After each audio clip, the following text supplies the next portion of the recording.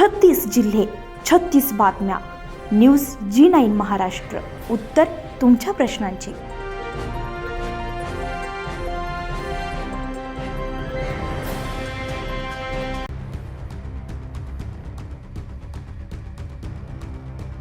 जिल्हा सामान्य रुग्णालय अमरावती येथे रोज विविध प्रकारच्या आजारांवर हजारो रुग्णांना चांगल्या प्रकारचे उपचार केले जातात. दिवसेंदिवस या रुग्णालयात रुग्णांना चांगल्या प्रकारच्या सोयी सुविधा सुद्धा उपलब्ध झाल्यात. परंतु दुर्दैवाची बाब अशी की दिव्यांगांना या रुग्णालयात योग्य त्या सोयी सुविधा दिसून आल्या नाहीत. दिव्यांगांसाठी कर्तव्यदक्ष आणि अपंगांच्या व्यथा जाणून घेणारे आमदार बच्चू कडू यांनी अथक परिश्रमातून दिव्यांगांचे स्वप्न साकार केले. जिल्हा सामान्य रुग्णालय अमरावती येथे दर आठवड्याच्या बुधवारला दिव्यांग बांधवांची तपासणी करून दिव्यांगांच्या आजारावर उपचार केला जातो आणि त्यांना शासनाचा लाभ मिळावा त्यामुळे प्रमाणपत्र सुद्धा दिले जाते. परंतु दिव्यांग बांधवांना या रुग्णालयात कोणतीही सुविधा नाही. संपूर्ण जिल्ह्याचे दिव्यांग दर बुधवार दिवशी मोठ्या प्रमाणात या रुग्णालयात येतात आणि तपासणी करतात. परंतु ज्या दिव्यांगांना चालता येत नाही अशा दिव्यांगांना स्ट्रेचर उपलब्ध करून दिलं जात नाही. ऑर्डबॉय त्यांच्याकडे बघत सुद्धा नाही. त्यांना आपला जीव मुठीत घेऊन तपासणी लाईनमध्ये तासनतास तात्काळ उभं राहावं लागतंय. बसण्याची सोय नाही, योग्य पिण्याचे पाणी नाही. दिव्यांगांची वाढती गर्दी पाहता रुग्णालयात भुरटे चोर येऊन दिवसाढवळ्या दिव्यांगांचे खिसे साफ करून जात आहेत. या रुग्णालयात दिवसाढवळ्या एका महिलेच्या पर्समधून 5,000 रुपये लंपास केले. अशा धक्कादायक घटना या रुग्णालयात घडत आहेत. प्रहार जनशक्ती अपंग संघटनेचे जिल्हाध्यक्ष श्याम राजपूत यांनी आमच्या प्रतिनिधींशी बोलताना सांगितलंय, असाच प्रकार या रुग्णालयात होत असेल तर आम्ही न्याय मागावा तरी कुणाला, असा प्रश्न या दिव्यांग बांधवांना पडलाय. लाखो रुपयांचा पगार घेणाऱ्या अधिकाऱ्यांची या रुग्णालयात लक्ष आहे का? एवढा मोठा गैरप्रकार या रुग्णालयात होत आहे. या गंभीर बाबीकडे जिल्ह्याचे प्रतिनिधी लक्ष देतील का, याकडेच नागरिकांचं लक्ष लागून आहे. माझं नाव श्याम राजपूत आहे आणि माझ्याकडे दिव्यांग आहे लहानपासून आणि मी रेल्वे कन्स्ट्रक्शनसाठी आलो होतो.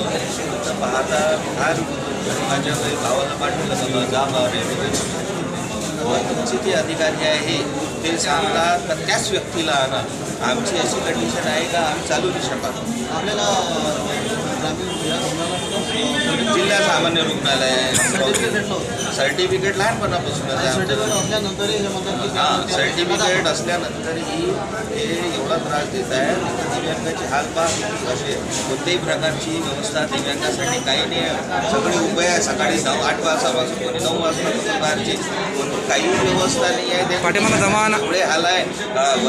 दवाखान्याचं प्रशासन त्याच्याकडे काही दुर्लक्ष करत नाही. आणि तुमचे जे अधिकारी आहे तो त्याच्यावर काही नाही. आणि दिव्यांगाला हे त्रास देण्याचा दिव्यांगाचा अपमान होत आहे. आज दिव्यांगाचे इथं कुठेतरी हाल होत आहे. खूप हाल होत आहे. दिव्यांगाचे हाल बेहाल झालेले आहे. आज दिव्यांगाचं मंत्रालय झालं आहे, दिव्यांगाचा कायदा झाला आहे, तरी आहे बा आज दिव्यांगाचा एवढे हाल होत आहे.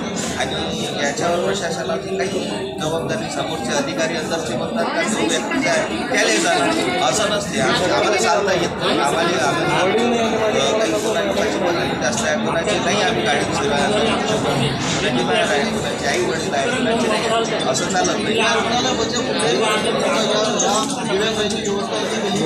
याही प्रकारची केलेली नाही आहे. ज्याच्याकडे प्रमाणपत्र आहे त्यांना आरामशीर घ्या ना तुम्ही. त्यांचे प्रमाणपत्र आहे त्यांना रेल्वे कन्सेशन देण्यासाठी काय बाकीचे मग अपंग प्रमाणपत्र घेताना किती लोकांचे हाल करतील असे. याच्यावर काहीतरी झालं पाहिजे. याच्यावर कारवाई झाली पाहिजे. तुमचे अधिकारी जे त्याच्यावर कारवाई झाली पाहिजे. प्रशासनानं इथं या दिव्यांगासाठी पूर्ण जोडला नाही व्यवस्था नाही. कोणतीही व्यवस्था नाही. पूर्ण दिव्यांग हा पूर्ण दुर्लक्षित आहे. कोणत्याही प्रकारची व्यवस्था नाही. दिव्यांगाचे हाल होऊन राहिले आहेत.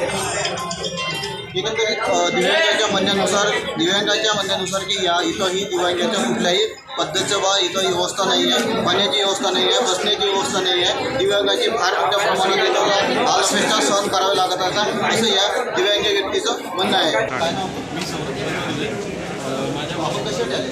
मी फक्त माझ्या वडील पण